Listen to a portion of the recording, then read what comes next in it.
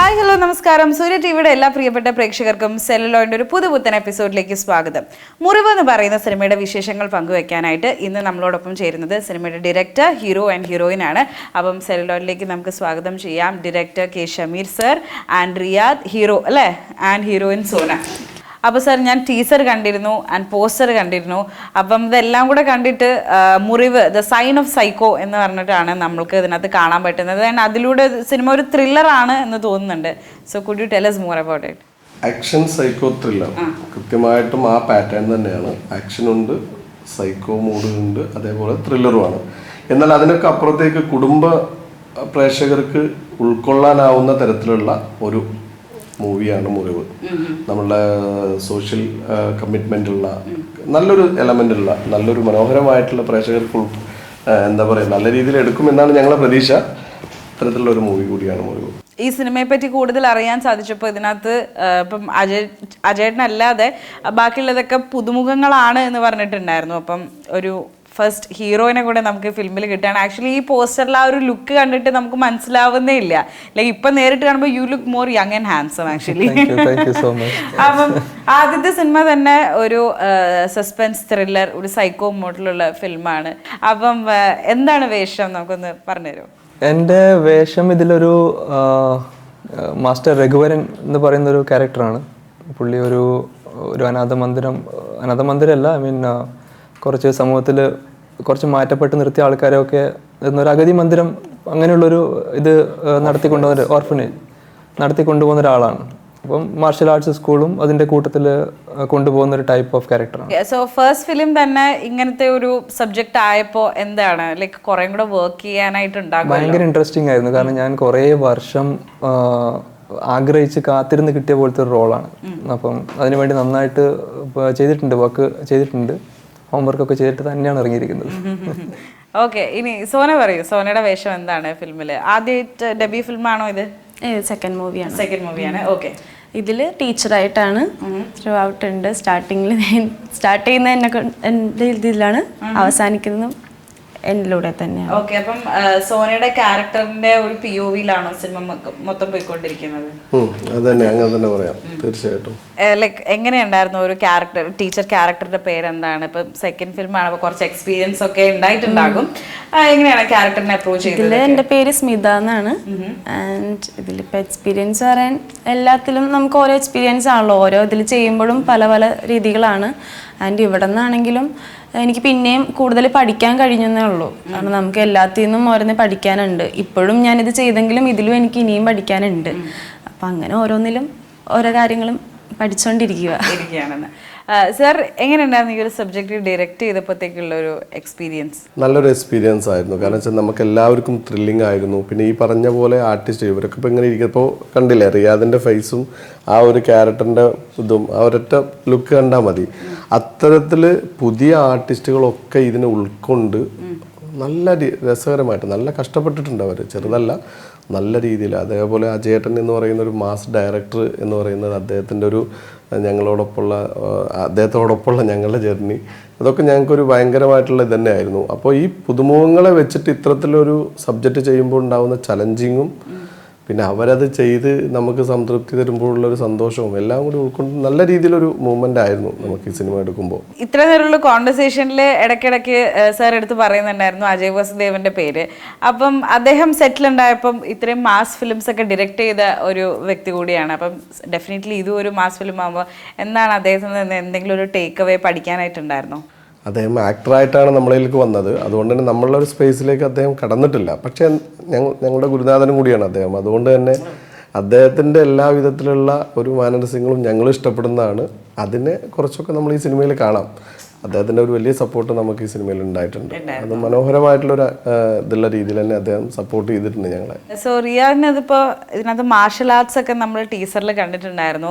എങ്ങനെയാണ് ഇതിനു മുമ്പേ വശം ഉണ്ടായിരുന്നോ അത് ഇതിന് വേണ്ടിയിട്ട് ട്രെയിൻ ചെയ്തെടുക്കുകയായിരുന്നു? ഞാൻ പഠിച്ചിട്ടുണ്ട്. ഞാൻ മുമ്പ് പഠിച്ചിട്ടുണ്ട്. കണ്ണൂരാണ് എൻ്റെ വീട്. കണ്ണൂരിൽ മനോജ് മാസ്റ്റർ അണ്ടറിൽ ഞാൻ കരാട്ടെ കുറച്ച് മുമ്പ് പഠിച്ചിരുന്നു ചെറുപ്പത്തിൽ. അപ്പം ഈ മൂവിക്ക് ഈ ഒരു ക്യാരക്ടറാണെന്ന് ഡയറക്ടർ പറഞ്ഞു, അതിന് പ്രിപ്പറേഷൻ വേണമെന്ന് പറഞ്ഞപ്പം പിന്നെ ഞാനൊരു 1 month അതിന് വേണ്ടി കുറച്ച് പ്രിപ്പറേഷനൊക്കെ ചെയ്തു. പിന്നെ ഇവിടെ വന്നതിന് ശേഷം ഷൂട്ട് തുടങ്ങുന്നതിൻ്റെ ഒരു 15 ദിവസം മുമ്പ് ഒരു ക്ലാസ് അറേഞ്ച് ചെയ്ത് ഇവിടുത്തെ ഒരു കരാട്ടെ മാസ്റ്റർ അറേഞ്ച് ചെയ്തു നമ്മൾ. അങ്ങനെ പ്രാക്ടീസ് ചെയ്തിരുന്നു എല്ലാവരും, ഞാൻ മാത്രമല്ല എല്ലാവരും നമ്മുടെ കൂടെ വർക്ക് ചെയ്ത എല്ലാവരും ആർട്ടിസ്റ്റുകൾ എല്ലാവരും പ്രാക്ടീസ് ചെയ്തു. എല്ലാവർക്കും ഫൈറ്റ് ചെയ്യാനുണ്ട് മൂവിയിൽ. സ്മിതയ്ക്കല്ല, ഐ മീൻ ബാക്കിയുള്ള മറ്റൊരു പെൺകുട്ടിയുണ്ട്, നമ്മൾ 2 നായികയാണ് നമ്മളതിലുള്ളത്. അവൾ വന്നിട്ടില്ല, കൃഷ്ണപ്രവീണ. അവർക്കും ഫൈറ്റ് ഉണ്ട്. പെൺകുട്ടി ഫൈറ്റ് ചെയ്യുന്ന ഒരു സിനിമ തന്നെയാണത്. അവർക്കും ഫൈറ്റ് സീൻസ് ഒക്കെ ഉള്ളത് കൊണ്ട് എല്ലാവരും പ്രാക്ടീസിൽ ഉണ്ടായിരുന്നു. ഈവനിങ് ഒക്കെ ക്ലാസ് അറ്റൻഡ് ചെയ്ത് പ്രാക്ടീസ് ഒക്കെ ചെയ്തിട്ട് അങ്ങനെയാണ് ഫൈറ്റ് ചെയ്തത്. അങ്ങനെയാണ് ഫൈറ്റിലേക്ക്. അപ്പം നിങ്ങളിപ്പോൾ ബിഗിനേഴ്സ് സ്റ്റണ്ട് ചെയ്യുമ്പം എന്തെങ്കിലും തരത്തിലുള്ള ചെറിയ ചെറിയ ബ്രൂസസ് ഓർ അപകടങ്ങൾ അങ്ങനെ എന്റെ ഫൈറ്റ് സീൻസ് അജേട്ടന്റെ കൂടെയായിരുന്നു. അപ്പം ഇനീഷ്യലി തന്നെ ചെറുതായിട്ടുള്ളൊരു നെർവസ്നെസ് ഒക്കെ ഉണ്ടായിരുന്നു. പിന്നെ പുള്ളി ഭയങ്കരമായിട്ട് സപ്പോർട്ട് ചെയ്തിട്ടുണ്ട് അജേട്ടൻ. അതായത് റിസ്ക് പിടിച്ചിട്ടുള്ള പല ഫൈറ്റിന്റെ ഇതുള്ള സമയത്തും അപ്പം അത് കൈ നമ്മുടെ ഇടിയൊക്കെ അങ്ങോട്ട് തട്ടുമോ അല്ല ഇങ്ങോട്ട് തട്ടുമോ എന്നൊരു പേടിയൊക്കെ ഉണ്ടായിരുന്നു നമ്മള്. അപ്പൊ അതൊക്കെ കംഫർട്ടബിൾ ആക്കി. ഫൈറ്റ് എന്ന് പറഞ്ഞു കഴിഞ്ഞാൽ അജേട്ടൻ വേറെ ലെവലിലേക്ക്. അതുകൊണ്ടാണല്ലോ അത്ര ഭംഗിയായിട്ട് അത് ഡയറക്ട് ചെയ്യാനായിട്ട് പറ്റുന്നത്. സൂപ്പറാണ്. അത് പിന്നെ നമ്മൾ പറയേണ്ട ആവശ്യമില്ല. അപ്പൊ പിന്നെ അത് മാത്രമല്ല, അജേട്ടൻ തന്നെ നല്ലൊരു അടിപൊളിയായിട്ടുള്ളൊരു മേക്ക് ഓവർ നമുക്ക് ഇതിൽ കാണാം. സൂപ്പറായിട്ടുള്ളൊരു ആഹാ എന്ന് പറയും നമ്മള്, ഉറപ്പാണ്. അപ്പം ഇങ്ങനൊരു സബ്ജക്ട് തിരഞ്ഞെടുക്കാനായിട്ടുള്ള കാരണം ആൾക്കാർക്ക് എപ്പോഴും ഇങ്ങനെ സൈക്കോ ത്രില്ലേഴ്സ് ഒക്കെ കാണാൻ ഭയങ്കര ഇഷ്ടമായിരിക്കും. കാരണം ആ ത്രൂ ഔട്ട് ഈ ഒരു പടമുള്ള 2-2.5 മണിക്കൂർ നമ്മളെ ആ ഒരു എഡ്ജ് ഓഫ് ദ സീറ്റിൽ പിടിച്ചിരുത്തുന്ന രീതിയിലാണെങ്കിലാണ് സിനിമ സക്സസ്ഫുൾ ആകുള്ളൂ. അപ്പം എന്തുകൊണ്ടാണ് ഇങ്ങനത്തെ ഒരു സബ്ജക്ട് തിരഞ്ഞെടുക്കാൻ കാര്യം? ഇതിൻ്റെ കണ്ടന്റ് ഞങ്ങൾക്ക് എല്ലാവർക്കും ഒരുപോലെ ഇഷ്ടപ്പെട്ട ഒരു കണ്ടന്റാണ്. ആ കണ്ടന്റ് നമ്മൾ ഇന്നത്തെ സിറ്റുവേഷനിൽ നമ്മളുടെ കുടുംബങ്ങൾ പറയേണ്ട ഒരു കണ്ടന്റും കൂടി ആയതുകൊണ്ട് തന്നെ, പിന്നെ ഇന്ന് നല്ല രീതിയിൽ മലയാള സിനിമേൻ്റെയും മൊത്തത്തിൽ നമുക്ക് കുറച്ച് നല്ല രീതിയിൽ സന്തോഷിക്കാവുന്ന ഒരു സിറ്റുവേഷനിലൂടെയാണ് നമ്മൾ പോയിക്കൊണ്ടിരിക്കുന്നത്. അപ്പോൾ ഈ സമയത്താണല്ലോ ഏറ്റവും കൂടുതൽ നമ്മൾ ഈ സബ്ജക്റ്റ് പറയാൻ പറ്റുക എന്ന് തോന്നി. അതാണ് ഇത് എടുക്കാനുള്ള ഒരു കാരണം. പിന്നെ ഈ പറഞ്ഞില്ലേ, നമ്മളെ പ്രൊഡക്ഷൻ ക്രൂ എല്ലാവർക്കും ഇത് ഇഷ്ടപ്പെട്ടു. പിന്നെ പുതിയ ആർട്ടിസ്റ്റുകളാണ് എന്നുള്ളതായിരുന്നു ഒരു വെല്ലുവിളി ഉണ്ടായിരുന്നത്. അതിന് നല്ല രീതിയിൽ മനോഹരമായിട്ട് സിനിമ കാണുമ്പോൾ നിങ്ങൾക്ക് മനസ്സിലാവും, നല്ല രീതിയിൽ ഉഷാറായിട്ട് അത് ചെയ്തിട്ടുണ്ട് അവർ. എന്താണ് ആസ് എ ഹീറോയിൻ പ്രതീക്ഷ? നല്ല എക്സൈറ്റഡ് ആണ്. എന്തായാലും വിജയിക്കും തന്നെയാണ് പ്രതീക്ഷ. കാരണം ഞങ്ങൾ അത്രയും എല്ലാവരും കൂടെ ഒരുമിച്ച് നിന്ന് സ്ട്രഗിൾ ചെയ്ത് അത്രയും കഷ്ടപ്പെട്ട് എടുത്തൊരു മൂവിയാണ്. സാർ അത്രയും ഞങ്ങളെ സപ്പോർട്ട് ചെയ്തിട്ടുണ്ട്. അപ്പോൾ അതിൻ്റെ ഒരു പ്രതിഫലം ഉണ്ടാവുമെന്ന് പ്രതീക്ഷിക്കുന്നു. ഇപ്പം റിയാദിൻ്റെ ആദ്യത്തെ ഫിലിം ആയതിൻ്റെ ഒരു കംപ്ലീറ്റ് എക്സൈറ്റ്മെൻറ്റും ഉണ്ടാകും. പക്ഷേ ഒരു ഹീറോ ഒക്കെ ആവുക എന്നുള്ളത് അത്ര എളുപ്പമായിട്ടുള്ളൊരു കാര്യമില്ല, അത് ആദ്യത്തെ സിനിമയിൽ. അപ്പം എങ്ങനെയാണ് ഈ ഒരു മുറിവിൻ്റെ ഭാഗമായത്? മുറിവിൻ്റെ ഭാഗമായത് എനിക്ക് ഡയറക്ടർ ഷമീർ ഭായി എനിക്ക് കുറച്ച് വർഷങ്ങളായിട്ട് അറിയാം. നമ്മൾ കുറച്ച് ബിസിനസ് പാർട്ട്നേഴ്സ് ഒക്കെയാണ്. അപ്പം ഇങ്ങനെ ഒരു കഥ പറഞ്ഞു, പുള്ളി എന്നോട് പറഞ്ഞു ഇങ്ങനെ ഒരു ക്യാരക്ടർ ഉണ്ട്, അത് നിങ്ങൾ വന്ന് ചെയ്യണം തന്നെ പറഞ്ഞു. കാരണം പുള്ളിക്ക് എൻ്റെ മേലെ ഒരു കോൺഫിഡൻസ് ഉണ്ടായിരുന്നു, എനിക്കില്ലായിരുന്നു കോൺഫിഡൻസ്. അപ്പം ഞാൻ അങ്ങനെ ഒരു സിനിമ ചെയ്യാനുള്ള പ്ലാനിലല്ലായിരുന്നു. ആഗ്രഹമൊക്കെ ഉണ്ടായിരുന്നു, എനിക്ക് ചെറുതിൽ തൊട്ട് ഇതൊക്കെ ഉണ്ടായിരുന്നു, സിനിമ ചെയ്യണം എന്നൊക്കെ ഉണ്ടായിരുന്നു. അപ്പം വേറെ പല കാരണങ്ങൾ കൊണ്ടും പിന്നെ പുറത്തോട്ട് പോകേണ്ടി വന്നു. ദുബായിലാണ് ഞാൻ വർക്ക് ചെയ്യുന്നത്. പിന്നെ പുള്ളി നിർബന്ധിച്ചു ചെയ്യണമെന്ന് പറഞ്ഞു. അങ്ങനെ ഒരു പ്രിപ്പറേഷനൊക്കെ ചെയ്തിട്ടാണ് പിന്നെ ഞാൻ ഇറങ്ങുന്നത് ഇതിലോട്ട്.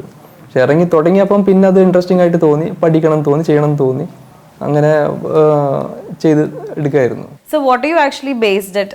സിനിമ ത്രൂ ഔട്ട് നോക്കുക അല്ലാണ്ട് ഇപ്പോൾ വർക്ക് ചെയ്യുന്നതൊക്കെ എന്താണ്? ഞാൻ ദുബായ് തന്നെയാണ്, അവിടെ വർക്ക് ചെയ്തുകൊണ്ടിരിക്കുകയാണ്. അപ്പം പാരലലി ഇതും ചെയ്യണം എന്നാണ് എൻ്റെ ആഗ്രഹം. അത് ചെയ്തുകൊണ്ട് തന്നെ പോകണം. ഷിപ്പിംഗ് കമ്പനിയിലാണ്. Okay okay. ഇപ്പം സാർ ഇപ്പൊ ദുബായിൽ കിടക്കുന്ന റിയാദിനെ വിളിച്ചിട്ട് ഈ വേഷം താങ്കൾ തന്നെ ചെയ്യില്ല. റിയാദ് ആൾറെഡി നമ്മൾ ബിസിനസ് പാർട്ണറാണ്, നമ്മുടെ സുഹൃത്താണ്. അപ്പോൾ ആദ്യത്തെ സിനിമ ചെയ്യുന്ന സമയത്ത് എനിക്ക് അദ്ദേഹത്തിന്റെ മനസ്സിൽ സിനിമ അദ്ദേഹം ചെയ്യണം എന്നുള്ളൊരു ആഗ്രഹം ഉണ്ടെന്ന് എനിക്കറിയില്ലായിരുന്നു.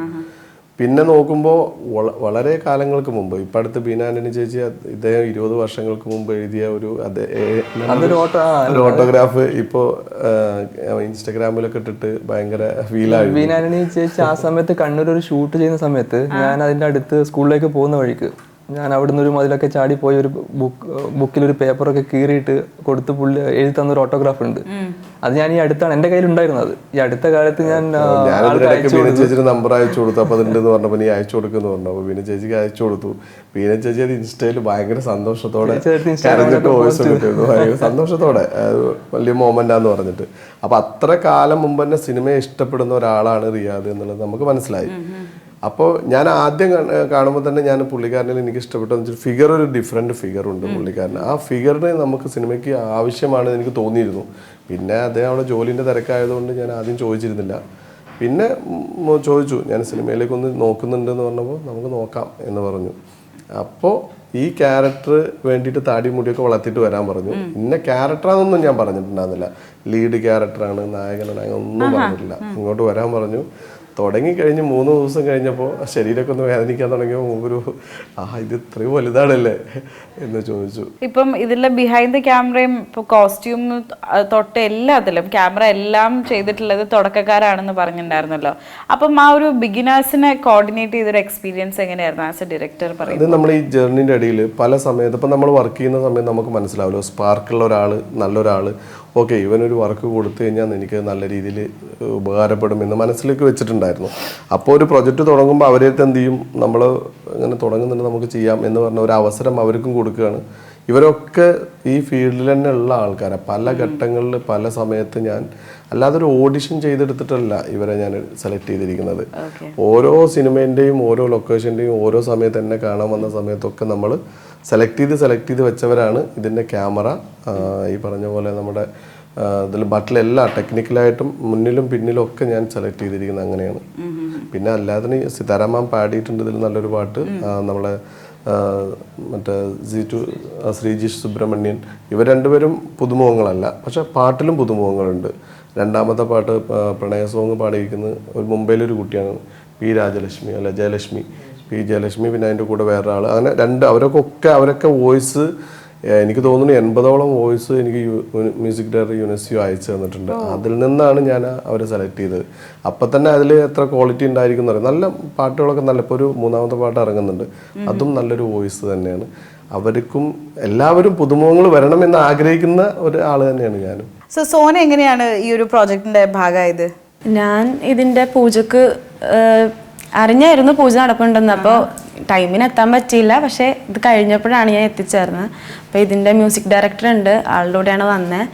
അപ്പോൾ എനിക്കൊരു ചാൻസ് ചോദിച്ചു വന്നതാണ്. അപ്പോൾ പെട്ടെന്നാണ് സാറിനെ കണ്ടത്. അപ്പോൾ ഇങ്ങനെ സാറാണെന്ന് പറഞ്ഞു. അപ്പോൾ എനിക്ക് ചെന്ന് ചോദിക്കാൻ ഒരു മടിയാ. അപ്പോൾ ഞാൻ സാറിനോട് നീ ചോദിച്ചെന്ന് സംസാരിച്ചു. അപ്പോൾ സാറ് ഇതേതേ കുട്ടിയെന്ന് ചോദിച്ചു. അങ്ങനെ സംസാരിച്ചു തുടങ്ങി.